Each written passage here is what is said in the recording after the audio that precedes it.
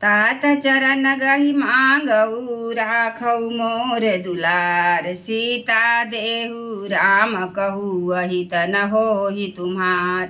हे तात, मैं चरण पकड़कर आपसे भीख मांगता हूँ, विनती करता हूँ कि आप मेरा दुलार रखिए। मुझ बालक के आग्रह को स्वीकार कीजिए, राम जी को सीता दे दीजिए।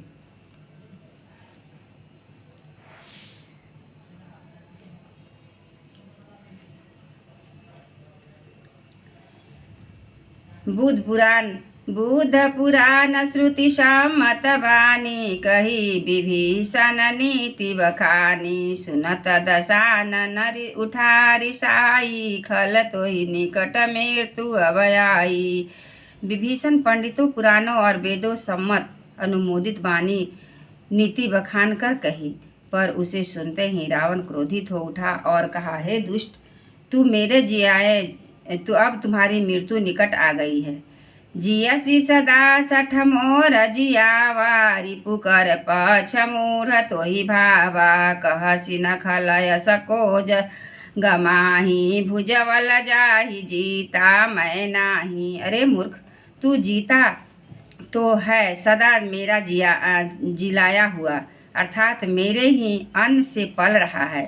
पर हे मूर्ख, पक्ष तुम शत्रुओं की का ही अच्छा लगता है। रे दुष्ट, बता न, जगत में ऐसा कौन है जिसे मैंने अपनी भुजाओं के बल से न जीता हो।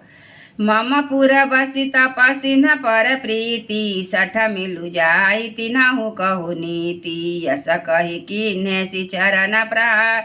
अनुजग है पद बारहि बारा।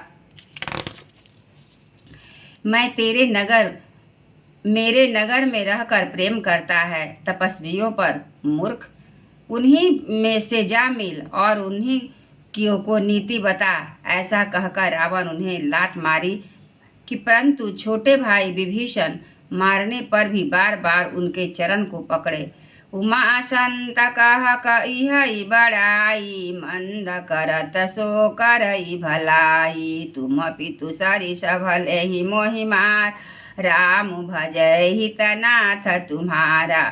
शिव जी कहते हैं, हे उमा, संत की यही बड़ाई महिमा है कि वे बुराई करने वाले को भी भलाई करते हैं। विभीषण जी ने कहा, आप मेरे पिता के समान हैं, मुझे मारा सो तो अच्छा ही किया, परंतु हे नाथ, आपका भला श्री राम जी को भजने में ही है। सचिव संगलय नभ पथ गयऊ। सब ही सुनाई कहत यस कहऊ।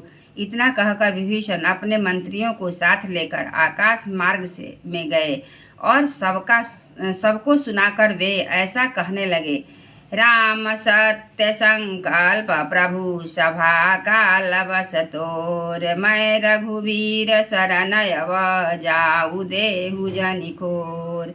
श्री राम जी सत्य संकल्प एवं सर्व समर्थ प्रभु है, और हे रावण, तुम्हारी सभा काल के बस में है, अतः मैं अब श्री रघुनाथ जी की शरण जाता हूँ, मुझे दोष न देना।